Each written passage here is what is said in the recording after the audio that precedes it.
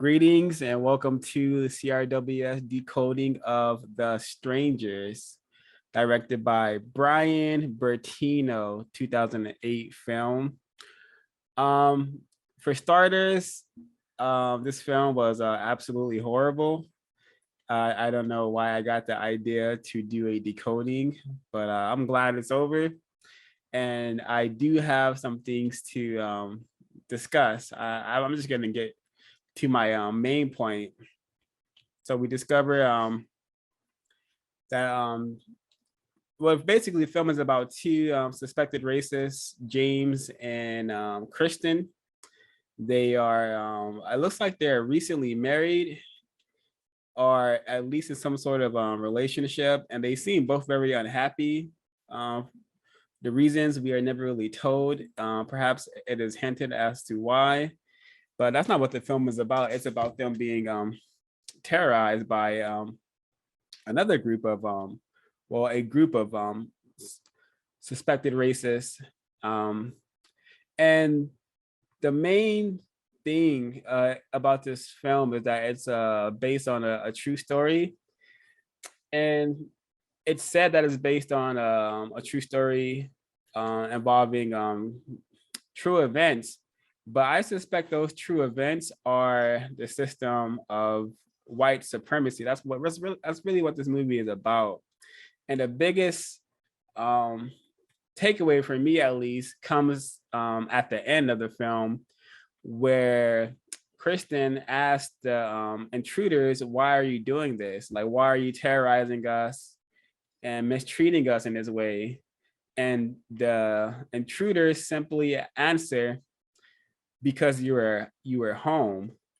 And I think about the system of white supremacy and its establishment phase way before I was born or anyone in this call was born. They came and they found us. They saw that we were living how we were living, and they decided to begin to dominate and mistreat us in the fashion that they're doing now in 2021. We have been terrorized by racist men and racist women since contact. We've been under their domination. Some say 500 years plus, some say 2,000 years plus, but all I know that it's still happening. We're still being terrorized to this day. And the reason that they're doing it is because they found us, because they were able to find us, and like they responded in this film when asked the question, "Why are you doing this?" And it's simple answer was because we were home, because we allowed them into our homes. We trusted them. We did not know that racist men and racist women were going to be so destructive, because they are masters of deceit, masters of manipulation. And with the combination of deceit, manipulation, they were able to dominate us with quite ease, put us in this pitiful position quite easily. Probably not easily, because we did fight. The transatlantic slave wars was a true thing. So it wasn't easy, but in 2021, maintaining the system is very easy, because many of us do not know that we are in a pitiful, powerless position. Many of us have been trained to pretend to be men or a woman when we really are not. White people do not allow us to be such things, known as a man or a woman. So yeah, that's my biggest takeaway. And this movie just really shows you about just the white pathology of just killing for fun, terrorizing for fun, because the intruders aren't doing this for any noble or just cause. This is not counter violence. This is simply them wanting to go out and mistreat people, and they have found a couple of white sacrifices to mistreat. And you will see this down the line. Many of serial killers killed white people. Many white people kill other white people simply for fun. And that's just a part of their culture, I suspect. And I believe there's a lot of evidence to suggest that killing for fun is a part of white people's culture, because white supremacy requires a lot of death and destruction to keep the business going. So Yeah, this film can teach you about white people, does tell you the truth about white people, what it means to be white, and what they like to do on some of their extracurricular activities, terrorizing innocent people, not referring to the people in this film as being innocent, but as the global collective of non-white people. We're quite innocent before being captured in this system of white supremacy. And I think that's all I have to say. I'll see if Mr. Evolutionist has some comments.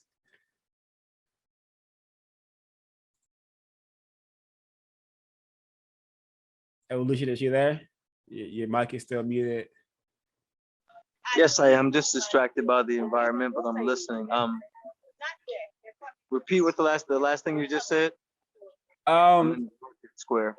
Oh, I just said that this film can show an individual what it means to be white. Their nature of killing for fun, the system requiring lots of death and destruction. One thing I see is evident. They are entertained by the ideal of a person or a thing feeling like they're attacked from every side or don't know exactly where the next attack is going to come from. And it could be friend or it could be foe, but you're definitely going to be in a state of panic and what they would probably term as schizophrenia, because they'll make you have multiple minds about the potential multiple threats. And that's what they really like. They exhibited that when they so-called took back Europe from the non-white people called the Moors. And that's what they originate the bullfight from, to symbolize all the different spears or all the different coat of arms or colors of coat of arms that represent the old families that surrounded the Africans on every side and eventually drove us out. So that's what I think it represents. That's their overall mind, or their, what would Dr. Ani call it? Would it be the Udama Rojo or the Udama Wazo? The overall mindset and value system. They are entertained by that sick shit. Agree, 100% agree. And that reminds me of what you just said. Reminds me of like just hunting. The whole aspect of hunting is very popular and tradition in the system of white supremacy. They love to. You didn't think I could get up here, did you? See that? Evolutionist, can you mute your mic when you're not talking? I'm on the back of a pickup again. I like to. Thank you. That's one thing that reminds me of the hunting aspect, the tradition of white supremacy. Hunting is very, very traditional for racist men and racist women to do. They love to hunt animals. Sometimes we'll even release the animal just to hunt it again, or just to give it a running chance, fighting chance, so called.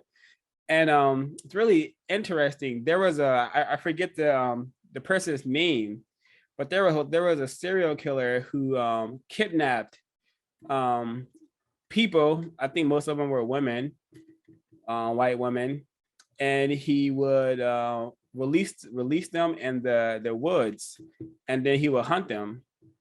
And you can, I'm sorry, this is easily researchable for the folks listening. And why I'm mentioning that is because Dexter, New Blood, another white supremacist propaganda show that glorifies killing and wants us to sympathize with a serial killer. There's a character in that film who was doing the same thing. He's kidnapping white women and hunting them for fun.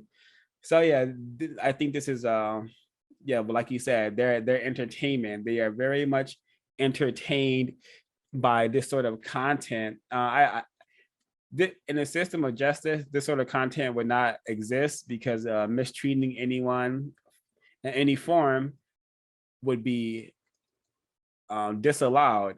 We have to guarantee no one is allowed to be mistreated. So we wouldn't have this filth called filmmaking. This filth, like this particular kind of filmmaking, would not exist in a system of correctness, justice, balance between people. But because we have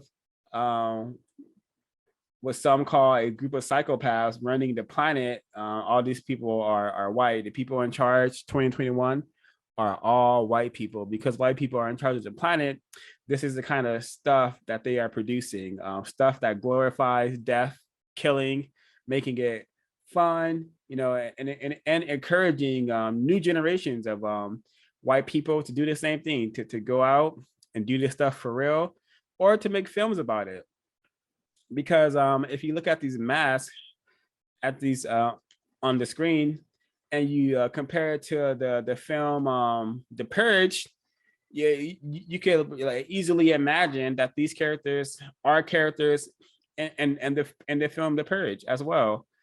And that just is to say that when white supremacists make films, they tie it in with a lot of different things. And that being said, this director Bryan Bertino, he has a very interesting film history, film category. I mean, film catalog. He had all of his films seem to be in this nature of being violent, or thrillers, or horror, or just white people being white, or white supremacists being white, however you want to call it. But he has two films that titles that are really interesting. One is what is it called? It's called the Black Coats Darters. All right. And just that word black has to be watched, because they always associate the word black with something bad or evil. The same thing with dark. Dark is always associated with something incorrect, or evil, malevolent, and whatnot. And one of his other films is very, very telling on what he thinks of dark-skinned people, non-white people, especially black people. It's called The Dark and the Wicked. Comparing again non-white people, dark-skinned people, to wickedness, to evilness, to vileness. Could all be interpreted as a huge projection, because non-white people don't produce this sort of content. And if you watch any YouTuber or do any research on like just mass killings and serial killers and that, like, white people will always be the ones doing that way more than non-white people. Check out any serial killer YouTube, like serial killer documentary. It's always going to be it's always going to be white people who are the ones, killing people, doing it for fun, and not only that, but receiving sympathy for producing that sort of things. So yeah, is there really anything else? Yeah, just the whole aspect of their arrangement was, I think, very white, and love cannot exist in the system of white supremacy. And there was really no love in this relationship. They didn't really share any affection towards one another until they were about to die. And this could be that white people will get together simply to produce a white child, because that's part of their job within the system of white supremacy, to procreate, not to really, really care about other white people. They care about the system, their business of white supremacy, and not much else. So maybe that's why their relationship was so strained, because they're only in this arrangement to fulfill their part of their job of making that white baby, and then going on to practice racism and whatever way they choose to do so. Because white supremacy is not maintained by just powerful white people. Every single white person who chooses to help and practice racism has their own part to do, whether it's the janitor, the homeless male, Joe, or whether it's so-called politicians, so-called law enforcement, preachers, teachers. They all have their specific role and how they want to practice racism. So we have to understand that it's not just powerful white people. It's everyday white people, your neighbors, the people that we often have to get help from are also suspected racist. Some of them may even admit to being a racist if you formulate the right questions for them. But yeah, I'm actually I must apologize for having us watch this film. It was quite just nonsense. It was really loud, just full of just a bunch of loud noise. Didn't really have any powerful messages in it. You know, it didn't really teach. It's not really trying to teach us anything. It was really not trying to help us to solve problems or anything like that. I will talk about the gun, the pump action shotgun used by James. Oh, and that's also something that reminds me of just the nature of white people. They lie. They lie to everyone, themselves, each other, especially their victims. Everyone classified as non-white. But anyway, James lied about knowing how to use the shotgun, and that comes out. He admits that he didn't know how to use the gun. Anyways, the gun is, as we learned from the ISIS papers, the great equalizer. And that particular shotgun, it looks like it was a pump action shotgun. And in order to use that gun, white people say that you have to cock it. So I just thought that was an interesting Wellesley moment. You know, he's looking for the gun because that is the great equalizer. He is supposed to get power from it. But perhaps due to his inadequacies, he still was not powerful enough to defend himself or his partner, which probably is an example of what happens to white people when they don't have a system of white supremacy easily can be taken care of by other white people. And before the system of white supremacy was established, white people spent a lot of their time and energy killing each other. You know, the Vikings, the Vandals. You know, they all just spent a lot of time and energy killing each other. And it wasn't until I forget who, but some white guy who's I suspect a group of white people said, hey, let's stop killing each other so much and focus on the non-white people. Let's produce a whole system that is designed to put us at the top and those dark-skinned people known as Black people at the bottom. Not known as Black people, but the people that we are going to call Black. Let's have them at the bottom and let's stop killing each other so much, because we could direct all of our silly towards them. You know, we don't have to destroy ourselves anymore. We got other people now. We discovered other people, so let's go harm them. Let's go mistreat them. Urugu for sure.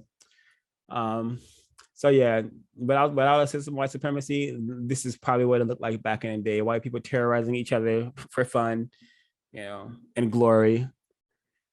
And there's a sequel to this, so which means that this film was it did well. It did financially well. A lot of white people loved it, went to go see it, supported it enough so that it got a sequel. Why?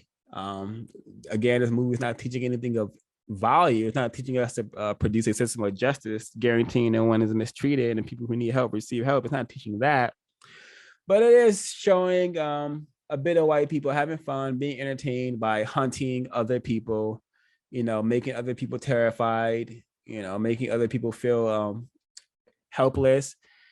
And yeah, I must apologize again for having us watch this film, because it was not constructive and it didn't really even have a lot of things to decode as far as I'm concerned.